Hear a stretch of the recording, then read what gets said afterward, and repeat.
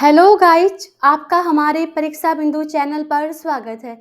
तो आज ये अपनी 6th क्लास है दिल्ली पुलिस कांस्टेबल की एग्ज़ाम के लिए। जैसा कि आप सभी को पता है कि हमने आपके लिए जो है वो एक सीरीज को चलाया हुआ है दिल्ली पुलिस कांस्टेबल के एग्ज़ाम के लिए। और आज इसकी जो है वो 6th क्लास है, जिसमें हम science, polity, history, geography, economic, statics ये सारे क्वेश्चन जो हम पर डे आपको अवेलेबल करवाते हैं हमारे परीक्षा बिंदु चैनल पर। तो शुरुआत करते हैं अपनी आज इस बेहतरीन क्लास की।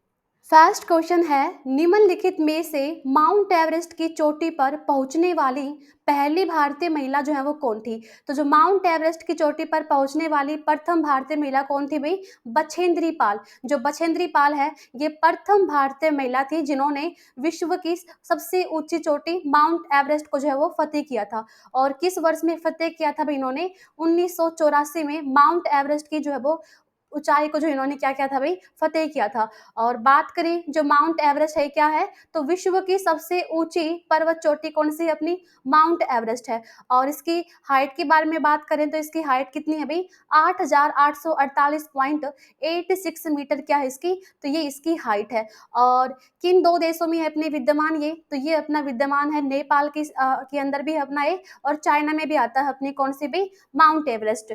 तो जो नेपाल है यहाँ पर इसको क्या कहा जाता है? तो नेपाल में माउंट एवरेस्ट को क्या कहा जाता है अभी? सागर माथा के नाम से जाना जाता है अभी किसको? माउंट एवरेस्ट को। ठीक है। और अगर आपसे पूछे कि जो माउंट एवरेस्ट डे है ये कब सेलिब्रेट किया जाता है? तो 29 मई को हर साल अंतर्राष्ट्रीय माउंट एवरेस्ट डे के रूप में जो है वो सेलिब्रेट किया जाता है। क्यों मनाया जाता है 29 मई को ही भाई? क्योंकि 29 मई 1953 के अंदर जो है अपनी पहली बार माउंट एवरेस्ट की चोटी पर फतेह किया था किसके द्वारा? तो एक थे अपने एडमंड हिलेरी भाई। क्या थे? एडमंड हिलेरी और तेंजिंग नोर्गे, अपने शेरपा थे भाई तेंजिंग नोर्गे। इनके द्वारा जो है वो क्या किया गया था? माउंट एवरेस्ट की जो है अपनी क्या भाई चढ़ाई जो है वो की गई थी पहली बार। इसीलिए 29 मई को हम कौन सा दिवस मनाते हैं भाई? माउंट एवरेस्ट डे के रूप में जो है वो सेलिब्रेट किया जाता है। और जो अपना नाहिदा मंजूर हैं तो ये 2019 में इन्होंने जो है वो माउंट एवरेस्ट की जो अपनी चोटी है उसको फतेह किया। और ये कैसी महिला हैं? तो ये प्रथम कश्मीरी महिला है भाई। कैसी महिला है? तो भारत की प्रथम कश्मीरी महिला जिसने माउंट एवरेस्ट की चोटी को फतेह किया तो वो कौन होंगी भाई? नाहिदा मंजूर है भाई। कौन है? नाहिदा मंजूर। और जो दिया बजाज है और इनके फादर का नाम क्या है भाई? तो दिया बजाज के फादर का नाम है अजित बजाज। ठीक है, दिया बजाज के फादर है अजित बजाज। तो ये विश्व की पहली बाप बेटी की जोड़ी है जिनके द्वारा क्या किया गया था? माउंट एवरेस्ट की चोटी को जो है वो फतेह किया गया था। ठीक है। और फिर अपना जो माउंट एवरेस्ट है यहाँ पर क्या स्थापित किया गया है? तो दुनिया का सबसे ऊंचा मौसम केंद्र भाई। ठीक है, दुनिया का सबसे ऊंचा मौसम केंद्र, दुनिया का सबसे ऊंचा मौसम केंद्र ये कहाँ पर स्थापित किया गया है? माउंट एवरेस्ट पर ही स्थापित किया गया है। और कितनी हाइट पर इसको स्थापित कर दिया भाई? तो ये किया है 8,830 मीटर की हाइट पर जो है इसको स्थापित करने का काम किया है भाई। अच्छा, आपसे पूछे कि जो अपना चीन की तरफ से और नेपाल की तरफ से यानी कि चाइना के रास्ते से और नेपाल के रास्ते से माउंट एवरेस्ट पर चढ़ने वाली पहली भारतीय महिला कौन बनी थी भाई? तो वो बनी थी अनीता कुंडू। जो अनीता कुंडू हैं इनके द्वारा जो अपना चाइना के रास्ते से माउंट एवरेस्ट को फतेह किया था वो कब किया था? 2017 में।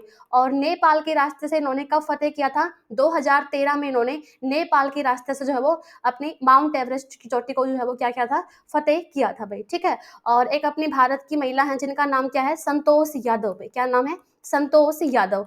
तो जो संतोष यादव हैं इनके द्वारा माउंट एवरेस्ट को कितनी बार फतेह किया गया? 2 बार। तो भारत की प्रथम महिला जिसने माउंट एवरेस्ट को 2 बार फतेह किया उसका नाम क्या है? संतोष यादव। और किस वर्ष में किया भी इसने? तो इसने किया भी 1992-93 में जो है 2 बार माउंट एवरेस्ट को जो है वो फतेह किया। किसके द्वारा भाई? संतोष यादव के द्वारा। और भारत की प्रथम जो विकलांग महिला है जिसके द्वारा माउंट एवरेस्ट को फतेह किया था उसका नाम क्या है भाई? अरुणिमा सिन्हा भाई। क्या नाम है? अरुणिमा सिन्हा। कब किया था उन्होंने फतेह? 2013 में जो इन्होंने अपना अरुणिमा सिन्हा के द्वारा, ये दुनिया की पहली ऐसी महिला है विकलांग महिला जिसके द्वारा माउंट एवरेस्ट को फतेह किया गया था। आगा खान पैलेस जो भारत छोड़ो आंदोलन के दौरान महात्मा गांधी और अन्य स्वतंत्रता सेनानियों के लिए एक जेल के रूप में तामील किया गया था। निम्नलिखित में से जो अपना आगा खां पैलेस है, ये किस राज्य में स्थित है? तो जो आगा खां पैलेस है, ये भारत के महाराष्ट्र राज्य में है भाई। किस राज्य के अंदर है? महाराष्ट्र राज्य में है। और बात करें इसका निर्माण किसके द्वारा करवाया गया था, तो इसका जो निर्माण है वो 1892 में, 1892 के अंदर जो है वो क्या करवाया गया था भाई? 1892 में इसका निर्माण सुल्तान मोहम्मद शाह के द्वारा करवाया गया था। सुल्तान मोहम्मद शाह के द्वारा जो इसका निर्माण करवाया गया। और यहीं से फिर इन्होंने अपना भारत छोड़ो आंदोलन के दौरान इनको क्या किया गया? गिरफ्तार भी किया गया। किसको? महात्मा गांधी, कस्तूरबा गांधी और जितने भी अपने स्वतंत्रता सेनानी थे उनको यहाँ से क्या किया गया? अंग्रेजों के द्वारा जो है वो गिरफ्तार भी किया गया था भाई। ठीक है, तो महाराष्ट्र ये भारत का एक राज्य है जिसकी राजधानी क्या है? मुंबई इसकी राजधानी है। और मुंबई को भारत की कैसी राजधानी भी कहा जाता है? तो भारत की आर्थिक राजधानी भाई। ठीक है, भारत की आर्थिक राजधानी किसको कहा जाता है? मुंबई को कहा जाता है। और मुंबई के अंदर अपना क्या है भाई? Gateway of India. जो गेटवे ऑफ इंडिया है ये भारत के किस शहर में है भाई? तो गेटवे ऑफ इंडिया ये भारत के मुंबई शहर में है। और यहाँ पर अपने दो दर्रे हैं, एक तो अपना थाल घाट दर्रा जो किसको जोड़ता है? मुंबई को नासिक से जोड़ता है। कौन सा दर्रा भाई? थाल घाट। और एक अपना भोर घाट दर्रा, ये किसको जोड़ता है? मुंबई को पुणे से भाई। ठीक है, मुंबई को पुणे से जोड़ता है अपना कौन सा दर्रा भाई? भोर घाट दर्रा। यहाँ के वर्तमान में मुख्यमंत्री कौन है महाराष्ट्र के? तो एकनाथ शिंदे है भाई, एकनाथ शिंदे। ये प्रेजेंट टाइम में क्या है? महाराष्ट्र के सीएम हैं। और राज्यपाल कौन है वर्तमान में यहाँ के? तो रमेश बैस भाई, रमेश बैस ये प्रेजेंट टाइम में क्या है भाई? महाराष्ट्र राज्य के क्या है? राज्यपाल है। तो ये पूछा गया है कि जो आगा खां पैलेस है ये भारत के किस राज्य में है? तो ये अपना किस राज्य में है भाई? महाराष्ट्र राज्य के अंदर है अपना कौन सा भाई? आगा खां पैलेस। और ये जो अपना गवर्नमेंट के अधीन कब आया था, यानी कि गवर्नमेंट को ये दे दिया गया था कब भाई? 1969 में। ठीक है, 1969 के अंदर जो है भारत सरकार को जो है सौंप दिया गया था अपना आगा खां पैलेस। नेक्स्ट क्वेश्चन है, वित्त विधेयक को संसद में पेश होने के कितने दिनों के भीतर पारित किया जाना होता है? तो ये किया जाना होता है 75 दिनों के भीतर। ठीक है, अगर आपने वित्त विधेयक को अपना संसद में पेश कर दिया तो पेश होने के 75 दिनों के अंदर अंदर जो है इसको क्या किया जाना चाहिए भाई? इसको जो है वो अपना पारित किया जाना चाहिए। क्या? वित्त विधेयक। तो जो वित्त विधेयक है ये अपना सिर्फ किस में पेश किया जा सकता है, यानी कि कौन सी जो अपना सदन है उसके अंदर पेश कर सकते हैं इसको सिर्फ लोकसभा में ही पेश किया जा सकता है भाई। ठीक है, जो अपना धन विधेयक है ये कहाँ पर अपना पेश किया जा सकता है? लोकसभा में। और कोई भी विधेयक वित्त विधेयक है या धन विधेयक है या नहीं, इसका जो अपना निर्धारण है वो कौन करता है? तो वो करता है भाई लोकसभा अध्यक्ष। ठीक है, जो लोकसभा अध्यक्ष होता है यही अपना क्या करता है भाई? कोई भी अपना विधेयक है ये धन विधेयक है या नहीं, इसकी बात की पुष्टि कौन करेगा? तो भारत का जो लोकसभा स्पीकर होगा वही इसकी जो है वो करेगा पुष्टि। बात करें जो वित्त विधेयक है इसका वर्णन संविधान के कौन से आर्टिकल में है, यानी कि धन विधेयक का वर्णन संविधान के कौन से आर्टिकल में है भाई?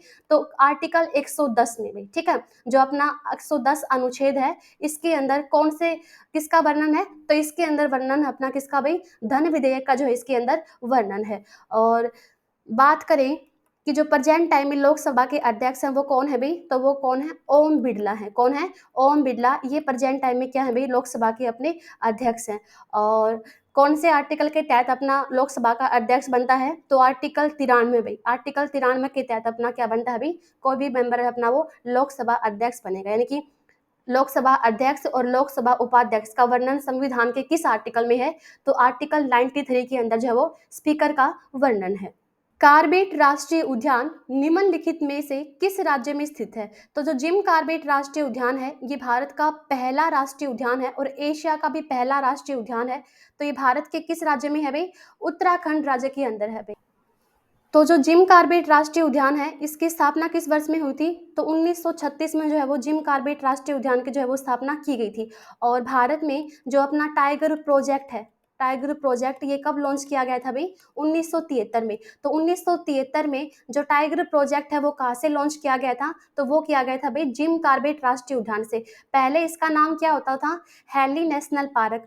हैली नेशनल पार्क पहले इसका नाम होता था, फिर इसका नाम किया गया जिम कॉर्बेट, और वर्तमान में आपसे पूछे इसका नाम क्या है अभी, रामगंगा नेशनल पार्क है अभी। क्या नाम है, रामगंगा नेशनल पार्क है। और ये भारत में कहाँ पर है अभी, उत्तराखंड राज्य के अंदर है अपना क्या अभी, जिम कॉर्बेट राष्ट्रीय उद्यान भाई, ठीक है।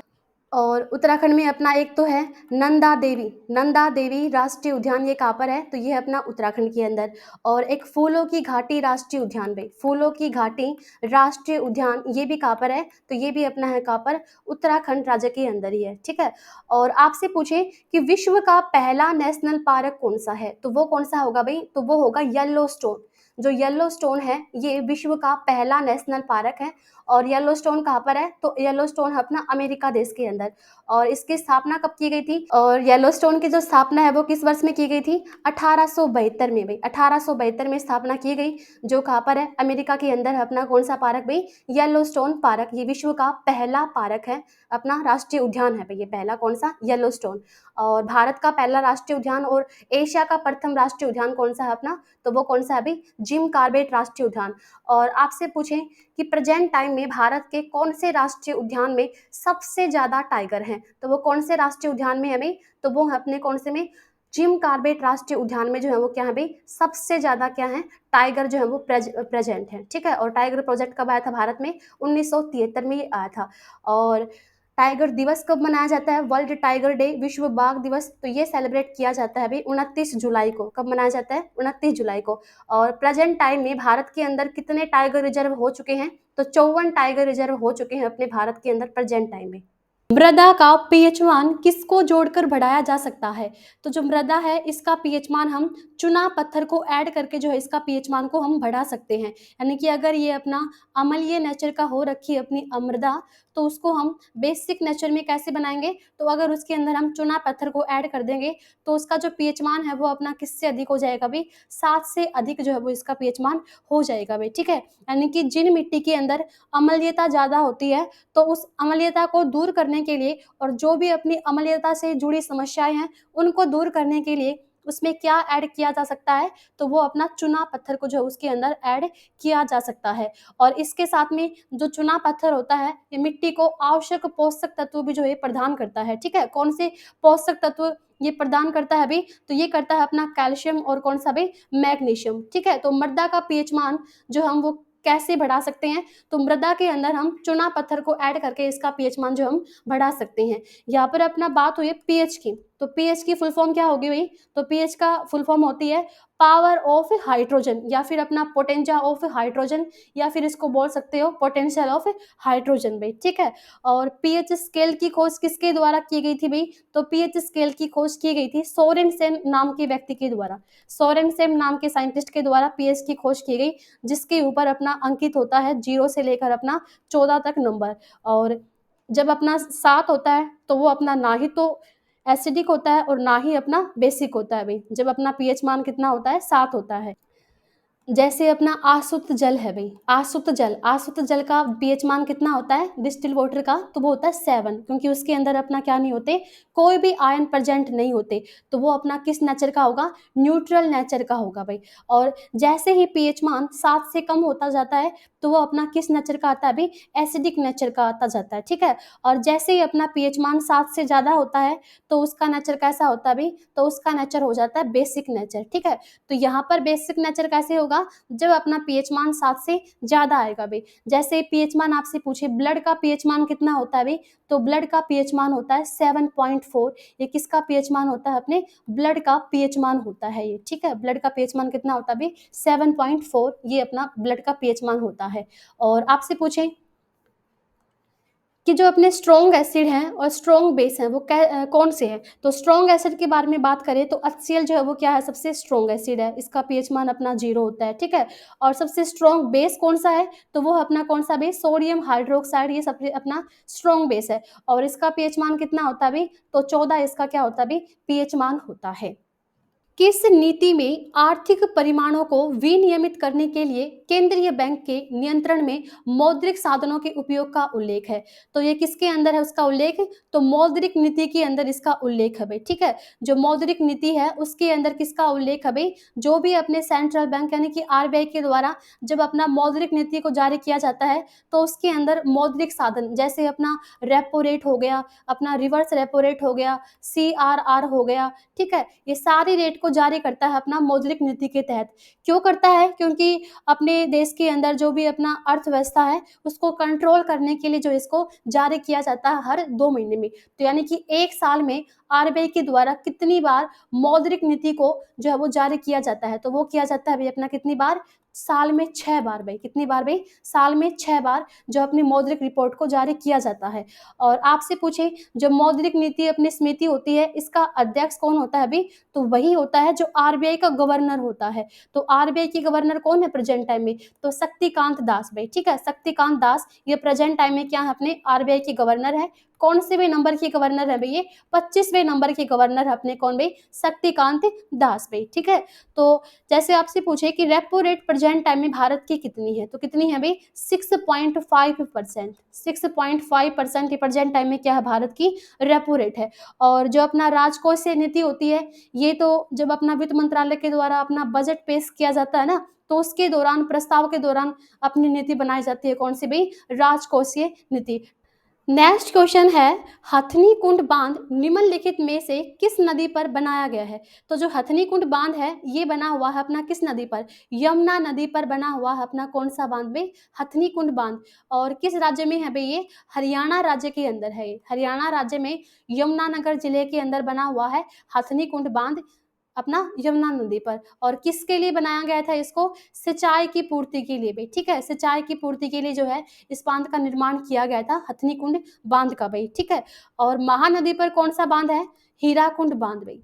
भारत का सबसे बड़ा बांध कौन सा है अपना? हीराकुंड बांध ही भारत का सबसे बड़ा बांध है भाई। अच्छा, कृष्णा नदी पर कौन सा बांध बना हुआ है भाई? तो कृष्णा नदी पर बना हुआ है नागार्जुन सागर बांध भाई, ठीक है। नागार्जुन सागर, देखो ऐसे याद रख सकते हो, अर्जुन और कृष्ण की जोड़ी, ठीक है। तो कृष्णा नदी पर ही अपना कौन सा बांध बना हुआ है?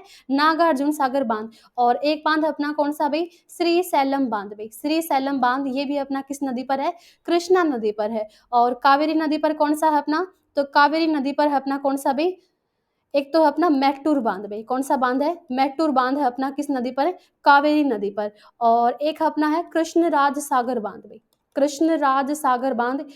तो जो कृष्णराज सागर बांध है ये बना हुआ है अपना कावेरी नदी पर। और कृष्णा नदी पर एक और ध्यान रख लेना, अलमाटी बांध भाई। अलमाटी बांध ये किस नदी पर बना हुआ है भाई? तो ये बना हुआ है कृष्णा नदी पर ये बना हुआ है भाई, ठीक है। और महानदी पर कौन सा? हीराकुंड बांध। तो यहाँ पर पूछा गया है हथनी कुंड बांध ये कौन सी नदी पर बनाया गया है? तो इसको कौन सी नदी पर बनाया गया है भाई? यमुना नदी के ऊपर जो इसको बनाया गया है। पुलिककल्ली भारत के निम्नलिखित राज्यों में से एक मनोरंजक लोक कला है। तो ये किस राज्य की है भाई? तो ये है अपनी कौन से राज्य की? तो ये है अपनी केरल राज्य की भाई, ठीक है। केरल राज्य की अपनी ये लोक कला है, मनोरंजन लोक कला। क्या नाम है इसका? पुलिकल मनोरंजन लोक कला है भाई, ठीक है। और इसको एक तरीके से हम बोल सकते हैं नुक्कड़ लोक कला भाई, ठीक है। नुक्कड़ लोक कला यानी कि गली के अंदर इसको जो है वो आयोजित किया जाता है अपना कहाँ पर? केरल राज्य में। और ओणम जो अपना समारोह होता है ना उसके चौथे दिन जो है इसका आयोजन किया जाता है। और किस जिले की ज़्यादा फेमस है केरल में भी ये? तो त्रिशूर जिला पड़ता है अपना केरल राज्य के अंदर। वहाँ की जो है ज़्यादा फेमस अपनी क्या भी? पुलिकली अपनी क्या? मनोरंजन लोक कला भाई, ठीक है। और इस लोक कला का जो अपना मुख्य विषय होता है वो क्या होता है भाई? तो वो होता है बाघ, ठीक है। बाघ और शिकारी। बाघ और शिकारी इसका मुख्य अपना क्या होता है भाई? मुख्य विषय होता है। इसके ऊपर जो इसका आयोजन किया जाता है इसके अंदर जो लोग हैं वो अपना बाघ का चित्र अंकित करते हैं अपने शरीर पर। और कुछ लोग शिकारी का चित्र अंकित करवाते हैं अपने शरीर के ऊपर, ठीक है। तो इस तरीके से अपने जो है वो मनोरंजन लोक कला का प्रदर्शन करते हैं लोगों के सामने। बात करें सिक्किम के अंदर तो सिक्किम के अंदर कौन सी कला है अपनी? तो वो है भाई थांग का कला भाई, कौन सी कला है? थांग का कला, ये अपनी कहाँ पर है? सिक्किम राज्य के अंदर है। पंजाब के अंदर कौन सी मार्शल आर्ट है भाई? तो गतका मार्शल आर्ट भाई, गतका मार्शल आर्ट ये किस राज्य की है भाई? तो गतका मार्शल आर्ट ये अपने किस राज्य की भाई? पंजाब राज्य की है, ठीक है। और कर्नाटक के अंदर अपना वैसे कौन सा नृत्य होता है? यक्षगान नृत्य। यक्षगान नृत्य किस राज्य का है भाई ये? तो ये अपना कर्नाटक राज्य का है यक्षगान नृत्य। जैसे आपसे पूछे कि अपनी एक है अपनी कलमकारी, ये भी अपने तरीके से क्या है? तो कलमकारी अपनी एक कला है, किस राज्य की है भाई ये? तो ये है आंध्र प्रदेश राज्य की भाई, किस राज्य की है कलमकारी? आंध्र प्रदेश राज्य की है। और एक अपनी कला है जिसका नाम क्या है? काली घाट कला भाई, कौन सी है? काली काली घाट पाट कला, ये किस राज्य की है भाई? तो काली घाट पाट कला ये अपनी पश्चिमी बंगाल राज्य की है भाई, किस राज्य की है? पश्चिमी बंगाल राज्य की है। और एक अपनी गोंड कला है, और आपको ध्यान होगा कि गोंड पेंटिंग और गोंड कला ये दोनों अपने किस राज्य की हैं भाई? तो ये है अपनी मध्य प्रदेश राज्य की। तो यहाँ पर पूछा गया है कि पुल्ली कली जो अपनी मनोरंजन लोक कला है ये किस राज्य की है? तो किस राज्य की है भैया? केरल राज्य की है। केरल के अंदर अपना कौन कौन से फेस्टिवल होते हैं? एक तो होता है ओणम फेस्टिवल भाई, ठीक है। त्रिशूरपुरम फेस्टिवल ये भी किस राज्य में होता है? अपना केरल में होता है। और एक होता है मक्कर विलक्कू फेस्टिवल, मक्कर विलक्कू त्योहार ये भी किस राज्य का है? अपना केरल का। और एक है विशु त्योहार भाई, विशु त्योहार कई बार एग्जाम में पूछा गया है, विशु त्योहार किस राज्य का है? केरल राज्य का है भाई, ठीक है। और केरल के वर्तमान में सीएम कौन है? तो पिनराई विजयन भाई, पिनराई विजयन ये प्रेजेंट टाइम में क्या है? केरल राज्य के क्या है? मुख्यमंत्री हैं। और गवर्नर कौन है केरल के? आरिफ मोहम्मद खान, आरिफ मोहम्मद खान ये प्रेजेंट टाइम में क्या है भाई? केरल राज्य के राज्यपाल हैं।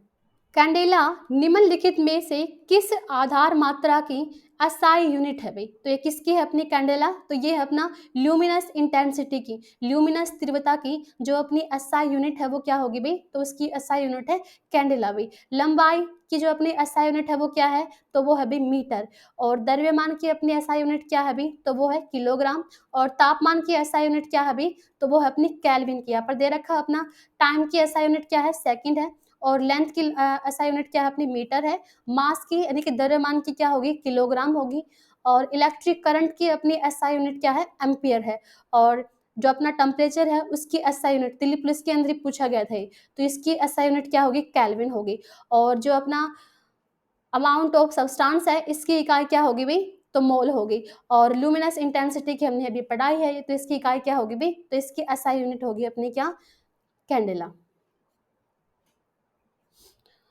और आपसे पूछे कि जो ओम है, ओम ये किसकी एसआई यूनिट है? तो प्रतिरोध भाई, ठीक है।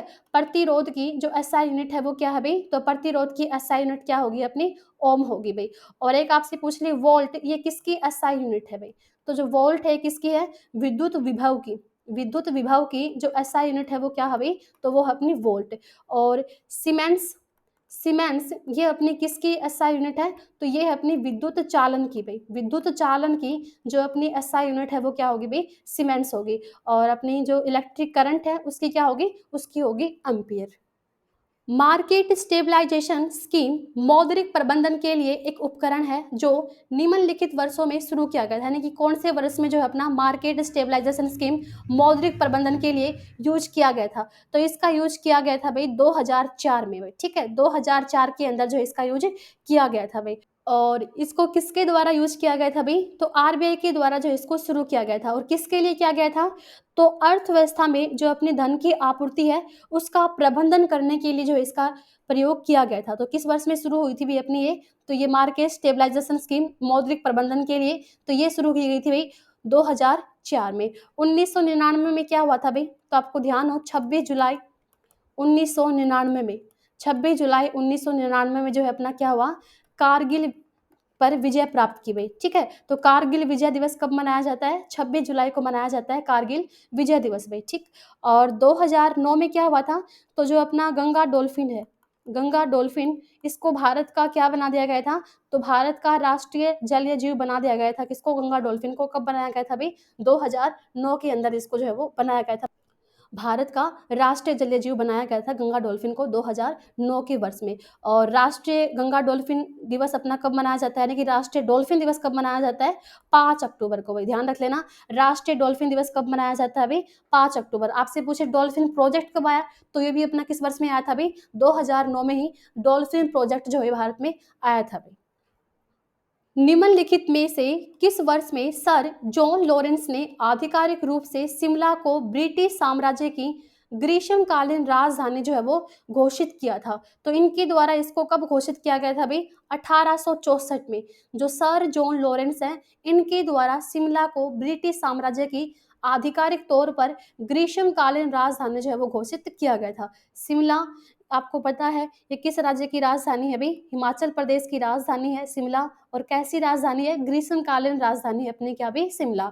और हिमाचल प्रदेश की जो अपनी शीतकालीन राजधानी है वो क्या है भाई, तो वो कौन सी होगी, धर्मशाला। धर्मशाला यहाँ की अपनी कौन सी राजधानी है भाई, शीतकालीन जो अपनी राजधानी है, ठीक है। और तो 1864 में इसको क्या बना दिया गया था, ब्रिटिश साम्राज्य की अपनी क्या बनी थी भाई, ग्रीष्मकालीन राजधानी बनी थी अपनी क्या भाई, शिमला, ठीक है। अच्छा, आपसे पूछे हिमाचल प्रदेश के अंदर विधानसभा की सीटें कितनी हैं, तो कितनी है भाई, तो वो कितनी है, 68 भाई। 68 सीटें हैं अपने हिमाचल प्रदेश के अंदर, जिसमें अपना 40 सीटें ली गई हैं किसके द्वारा, कांग्रेस के द्वारा।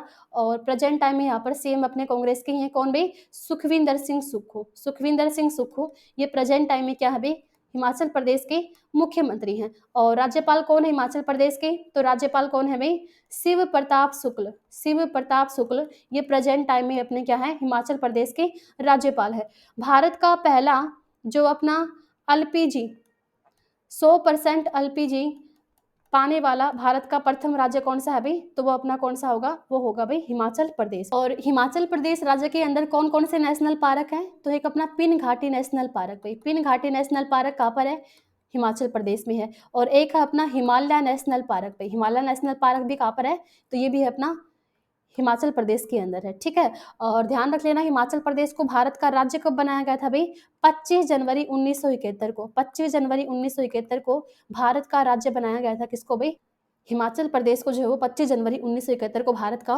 राज्य जो है वो बनाया गया था। 1872 में क्या हुआ था, तो भारत के अंदर पहली जनगणना कब हुई थी भाई, 1872 के अंदर जो है भारत की पहली जनगणना हुई थी भाई, ठीक है। सेवा कर के लगान और वसूली के कानूनी प्रावधानों को निम्नलिखित में से किस वर्ष में वित्त विधेयक के माध्यम से पेश किया गया था, तो ये किया गया था भाई कब, 1994 में भाई, ठीक है। 1994 में जो है वो अपना सेवा कर का लगान और वसूली के लिए कानूनी प्रावधानों के माध्यम से वित्त विधेयक के माध्यम से इसको पेश किया गया था। और आपसे पूछे जो अपने टेलीफोन सेवाएं हैं, टेलीफोन सेवाएं, इनके ऊपर पहली बार सेवा कर किस वर्ष में लगाया गया था, तो टेलीफोन पर पहली बार सेवा कर ये भी अपना लगाया गया था कब भाई, 1994 में जो है वो लगाया गया था। और 1991 में अपना क्या हुआ था भाई, तो 1991 के अंदर राजीव गांधी खेल रत्न पुरस्कार की शुरुआत की गई थी भाई, ठीक है। जिसका प्रेजेंट टाइम में क्या नाम कर दिया गया है, मेजर ध्यानचंद खेल रत्न पुरस्कार इसका नाम कर दिया है। तो इसकी शुरुआत कब हुई थी भाई, 1991-92 में इसकी जो है वो शुरुआत की गई थी। और 1999 में क्या हुआ था भाई, तो अपना कारगिल पर विजय प्राप्त की थी। तो कारगिल दिवस कब मनाया जाता है, 26 जुलाई को मनाया जाता है अपना कारगिल दिवस भाई, ठीक है। नेक्स्ट क्वेश्चन है, इलेक्ट्रॉन की खोज कब की गई थी, तो जो इलेक्ट्रॉन की खोज है किस वर्ष में की गई थी भाई, तो ये की गई थी 1897 में। 1897 में जो है वो अपना इलेक्ट्रॉन की खोज की गई थी। और आपसे पूछे किसके द्वारा की गई थी ये खोज, जे जे थॉमसन के द्वारा भाई, ठीक है। जे जे थॉमसन के द्वारा इलेक्ट्रॉन की जो है वो खोज की गई थी। और आपसे पूछे प्रोटॉन की खोज किसके द्वारा की गई थी, तो ध्यान रख लेना इसकी खोज की गई थी भाई ई गोल्डस्टीन के द्वारा। ई गोल्डस्टीन के द्वारा जो इसकी खोज करने का काम किया गया था।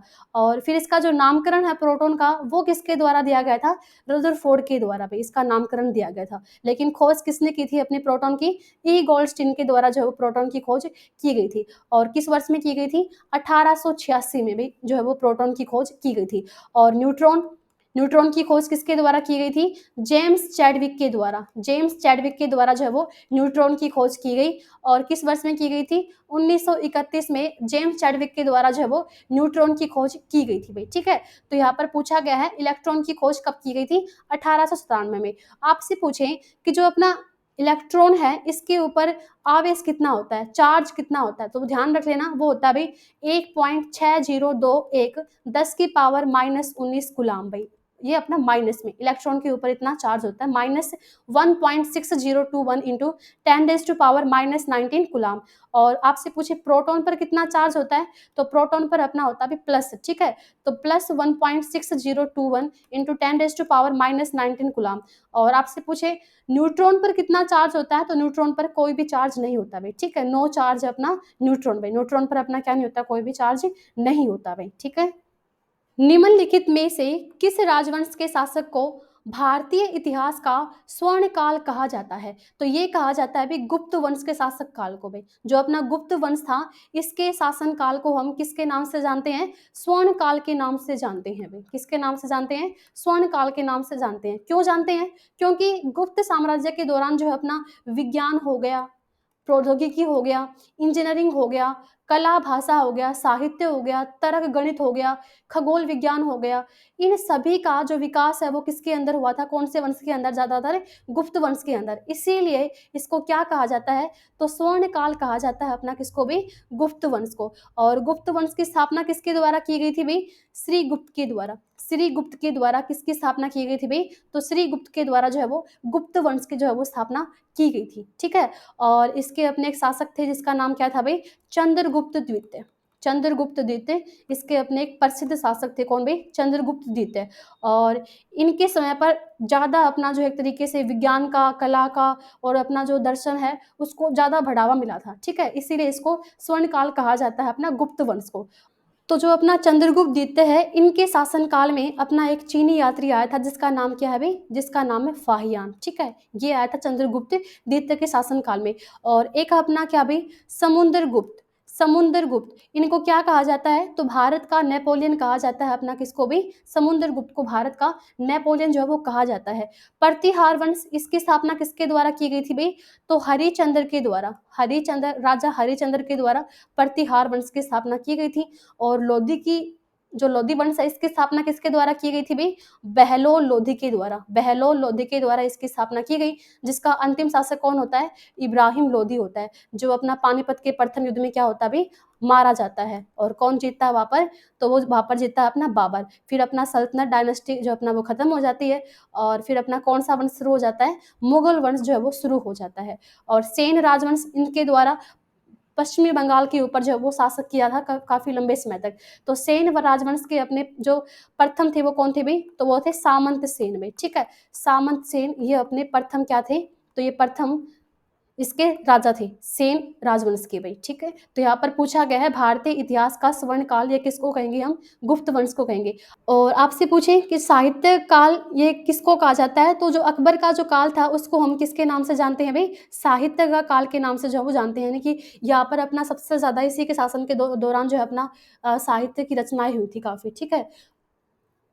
नेक्स्ट क्वेश्चन है वायुमंडलीय अपवर्तन के कारण सूर्य सूर्योदय से लगभग कितने मिनट पहले दिखाई देता है, तो ये दिखाई देता है अभी लगभग 2 मिनट पहले, ठीक है। जो अपना वायुमंडलीय अपवर्तन के कारण सूर्य सूर्योदय से पहले अपना पहले दिखाई देता है, लगभग कितने मिनट पहले दिखाई देता है अभी ये 2 मिनट पहले। और सूर्यास्त के समय पर भी अपना 2 मिनट पहले ही अपना जो है ये अस्त होता दिखाई दे जाता है हमें, ठीक है, कितने मिनट पहले, 2 मिनट पहले। लेकिन किसके कारण भाई, वायुमंडलीय अपवर्तन के कारण। क्वेश्चन आ चुका है एग्जाम में कि जो अपना सूर्य है सूर्योदय से लगभग 2 मिनट पहले दिखाई देता है, तो ये कौन से किसके कारण ये दिखाई देता है, तो ये दिखाई देता है अपना वायुमंडलीय अपवर्तन के कारण भाई, ठीक है। नेक्स्ट क्वेश्चन है निम्नलिखित में से कौन सा अम्ल बिच्छू के डंक में पाया जाता है, तो बिच्छू के डंक में अपना कौन सा एसिड पाया जाता है भाई, तो वो पाया जाता है मेथेनोइक एसिड भाई, ठीक है, जिसको आप लोग बोल सकते हो फॉर्मिक एसिड भी बोल सकते हो, ठीक है। फॉर्मिक एसिड पाया जाता है अपना किसके डंक में, बिच्छू के डंक में। और मधुमक्खी जो अपना काटती है तो अपनी बॉडी के अंदर कौन सा एसिड छोड़ के जाती है, तो मेथेनिक एसिड या अपना फॉर्मिक एसिड वो भी छोड़ के जाती है, ठीक है। तो इसके एसिडिक को खत्म करने के लिए हम क्या करते हैं, तो हम यूज कर सकते हैं अपना बेकिंग सोडा का भी, क्वेश्चन आ चुका है, बेकिंग पाउडर का हम यूज कर सकते हैं। अगर हमने मधुमक्खी ने भी काटा है तो बेकिंग पाउडर लगा करके उसका जो अपनी दर्द है, जो ईचिंग है, उससे हम राहत पा सकते हैं भाई, ठीक है। ओगजली कमल ये किसके अंदर होता है, तो पालक, पालक में कौन सा एसिड होता है भाई अपना, तो पालक के अंदर ऑक्जेलिक एसिड होता है। और किसके अंदर होता है, टमाटर में भाई, टमाटर में कौन सा एसिड होता है, तो वो होता है अपना ऑक्जेलिक एसिड भाई, ठीक है। और एसिटिक एसिड ये अपना किस में होता है भाई, सिरके में। सिरके में कौन सा एसिड होता है, तो सिरके में होता है अपना एसिटिक एसिड। और सिट्रिक अम्ल तो अपना जो खट्टे फ्रूट होते हैं, खट्टे फल होते हैं, जैसे संतरा हो गया, नींबू हो गया, तो इसके अंदर अपना कौन सा एसिड पाया जाता है, सिट्रिक एसिड जो है इसके अंदर पाया जाता है, ठीक है। और आपसे पूछिए आंवला में कौन सा एसिड पाया जाता है, तो वो ध्यान रख लेना, एस्कॉर्बिक एसिड भाई। कौन सा एसिड पाया जाता है आंवला के अंदर, एस्कॉर्बिक एसिड पाया जाता है अपना आंवला के अंदर भाई, ठीक है। अप्रैल 1929 में भगत सिंह ने किसके साथ विधानसभा में बम फेंका, तो भगत सिंह ने किसके साथ में जो अपना बम फेंका भाई विधानसभा के अंदर, तो वो फेंका भाई बटुकेश्वर दत्त के साथ में, ठीक है। बटुकेश्वर दत्त के साथ में, जो अपना दिल्ली के अंदर केंद्रीय विधानसभा थी, उसके अंदर इन्होंने क्या फेंका भाई, बम फेंका, ठीक है। और आपको ध्यान हो भगत सिंह और अपना सुखदेव और क्या भाई, राजगुरु, भगत सिंह, सुखदेव और राजगुरु, इनको फांसी दी गई थी भाई कब, 23 मार्च 1931 को, 23 मार्च 1931 को। और किस मामले में इनको फांसी दी गई थी भाई, सांड्रस की हत्या में, सांड्रस की हत्या के मामले के अंदर जो इनको फांसी देने का काम किया गया था। तो जो भगत सिंह और जो सुखदेव, राजगुरु, इनको जो फांसी दी गई थी अपना 23 मार्च, तो भारत में इस दिन को किस रूप में मनाया जाता है, तो राष्ट्रीय शहीदी दिवस भाई, राष्ट्रीय शहीद दिवस ये कब मनाया जाता है, तो ये मनाया जाता है अपना 23 मार्च को। और एक अपना शहीद दिवस भी आता है वो अपना महात्मा गांधी की पुण्यतिथि पर, और वो कब आता है भाई, 30 जनवरी को आता है। क्योंकि क्या हुआ था, 30 जनवरी 1948 को महात्मा गांधी को जो है वो गोली मार दी थी, किसने मारी थी गोली, नाथूराम गोडसे ने, 30 जनवरी 1948 को, इसीलिए 30 जनवरी को शहीद दिवस के रूप में जो है वो सेलिब्रेट किया जाता है भाई, ठीक है। और जो अपने जतिन दास थे, तो जतिन दास अपना ये कौन से कांड से संबंधित हैं, जो लाहौर षड्यंत्र हैं उससे जुड़े हुए थे, कौन भाई, जतिन दास। और अजय घोष ये भी अपना कौन से षड्यंत्र से जुड़े हुए थे, लाहौर षड्यंत्र से ही जुड़े हुए थे, कौन भाई, अजय घोष, ठीक है। निम्नलिखित में से किस तारीख को भूटान संविधान लागू किया गया था, तो भूटान का जो संविधान है वो किस वर्ष के अंदर जो है वो लागू करने का काम किया गया था, तो ये किया गया था भाई 2008 के अंदर, ठीक है। यानी कि जो अपना 18 जुलाई 2008 होगा, 18 जुलाई 2008 में भूटान संविधान को जो है वो लागू किया गया था। और यानी कि यहाँ पर जो अपना राजनीतिक अर्थव्यवस्था थी भूटान के अंदर, जो अपना निरंकुश राजनीतिक अर्थव्यवस्था थी, वो अपना किस में तब्दील हो गई, तो वो तब्दील हो गई अपनी संवैधानिक राज व्यवस्था के अंदर भाई, ठीक है। संवैधानिक राजतंत्र के अंदर जो अपनी राजनीतिक व्यवस्था बदल गई, किस देश के अंदर भाई, भूटान में। तो भूटान का संविधान कब लागू हुआ, 18 जुलाई 2008 को हुआ भाई। बात करें प्रेजेंट टाइम में, भूटान के पीएम कौन है भाई, प्रधानमंत्री लोटे लोटे टेसरिंग भाई, ठीक है। लोटे टेसरिंग ये प्रेजेंट टाइम में क्या है, भूटान देश के प्रधानमंत्री हैं। और भूटान की राजधानी क्या है भाई, तो भूटान की जो राजधानी है वो है थिम्पू। थिम्पू किस देश की राजधानी है, भूटान की। और यहाँ की मुद्रा जो है वो कई बार पूछी जाती है, करेंसी, तो करेंसी क्या है भूटान की, नगुल ट्रम भाई, नगुल ट्रम ये किसकी करेंसी है अपनी, तो ये है अपनी भूटान देश की एक करेंसी है भाई, ठीक है। तो यहाँ पर पूछा गया है कि भूटान के अंदर जो है अपना संविधान कब लागू किया गया था, 18 जुलाई 2008 को जो यहाँ पर संविधान को लागू किया गया था। निम्नलिखित में से किस मुगल शासक ने मनसबदारी प्रणाली की शुरुआत की थी, तो जो मनसबदारी प्रणाली की जो शुरुआत है ये शुरुआत की थी भी किसके द्वारा, अकबर के द्वारा।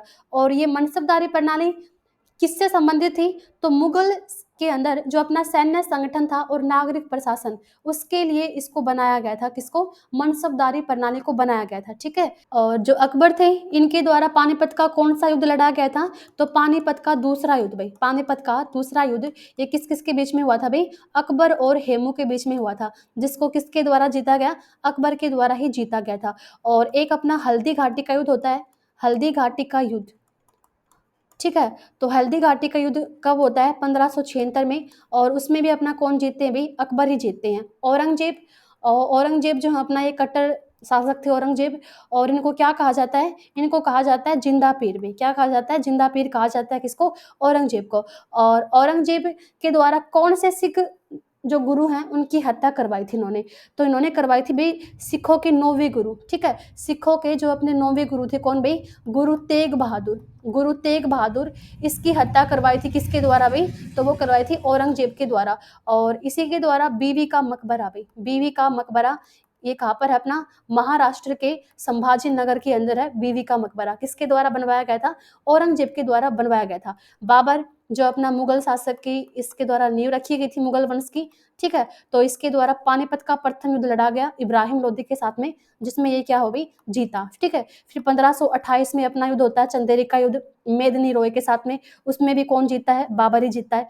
और फिर 1529 को युद्ध होता है कौन सा भाई, घाघरा का युद्ध, और वो भी कौन विजय होता है उसके अंदर भी, तो बाबर ही उसके अंदर विजय होता है। फिर अपना 1530 में क्या हो जाता है, मर जाता है। आपसे पूछे कि बाबर का जो अपना आत्मकथा उसका नाम क्या है, तो जो बाबर की आत्मकथा है उसका नाम क्या है, बाबरनामा है भाई। क्या नाम है, बाबरनामा। और बाबरनामा को किस भाषा में लिखा गया है, तुर्की भाषा में लिखा गया है भाई। किसको, बाबरनामा को। जहांगीर, जिनका सलीम के नाम से भी जाना जाता है, किसको भाई, जहांगीर को, जो किसके बेटे थे, अकबर के बेटे थे भाई, कौन, जहांगीर भाई, ठीक है।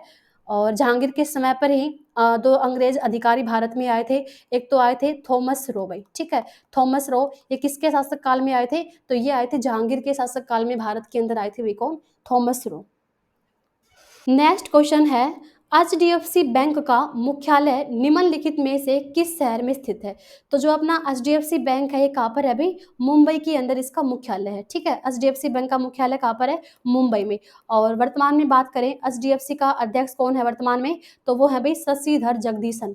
शशिधर जगदीशन ये प्रेजेंट टाइम में क्या है, एचडीएफसी बैंक के अध्यक्ष है। और एचडीएफसी बैंक की स्थापना कब की गई थी, 1994 में जो है वो एचडीएफसी बैंक की स्थापना की गई थी भाई, ठीक है। और बेंगलुरु के अंदर अपना एक तो एचएएल है, ठीक है, हिंदुस्तान एरोनॉटिक लिमिटेड का मुख्यालय कहाँ पर है, अपना बेंगलुरु में।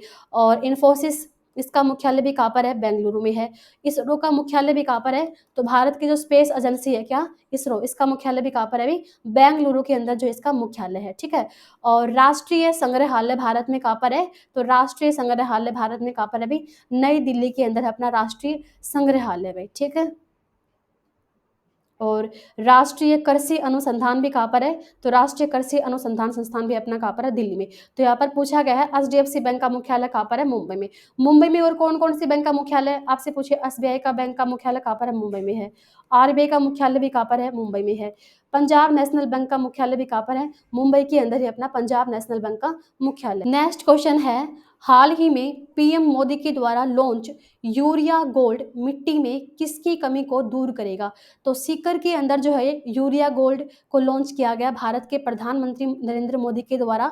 तो ये कौन सी कमी को दूर करेगा, तो सल्फर की कमी को दूर करेगा अपना क्या भाई, प्रधानमंत्री मोदी के द्वारा जो लॉन्च किया गया है यूरिया गोल्ड, ठीक है। तो सल्फर की कमी को दूर करेगा ये मिट्टी के अंदर, ठीक है। पांचवें विश्व कॉफी सम्मेलन का आयोजन कहाँ पर किया गया, तो जो पांचवा विश्व कॉफी सम्मेलन है इसका आयोजन पहली बार भारत में किया गया। और भारत में कहाँ पर किया गया भाई, तो भारत में जगह ध्यान रख लेना, बेंगलुरु में भी। कहाँ पर किया गया, बेंगलुरु में। कौन से नंबर का था ये, पांचवें नंबर का था अपना विश्व कॉफी सम्मेलन। और भारत में सबसे ज्यादा कॉफी कहाँ पर होती है, कर्नाटक राज्य के अंदर भारत में सबसे ज्यादा कॉफी होती है। और बात करें विश्व के अंदर सबसे ज्यादा कॉफी कहाँ पर होती है, ब्राजील देश के अंदर विश्व में सबसे ज्यादा कॉफी का उत्पादन जो है वो होता है अभी।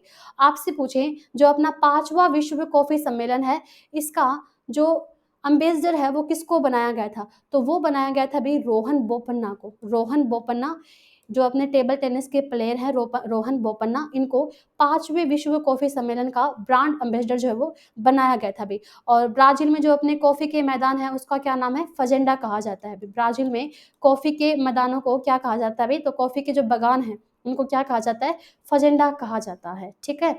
और भारत में सबसे ज्यादा कॉफी कहाँ पर होती है, कर्नाटक राज्य के अंदर। और जो अपना राष्ट्रीय कॉफी अनुसंधान है ये कहाँ पर है भाई, तो ये है कुर्ग के अंदर। और कुर्ग कहाँ पर है अपना, कर्नाटक राज्य के अंदर है अपना कुर्ग भाई।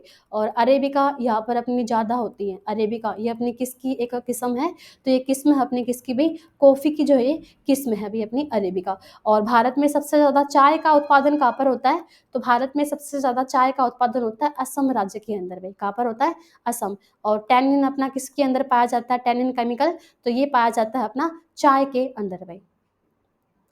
और कैफीन की मात्रा होती है किसके अंदर, कॉफ़ी के अंदर जो है वो कैफीन की मात्रा अत्यधिक होती है।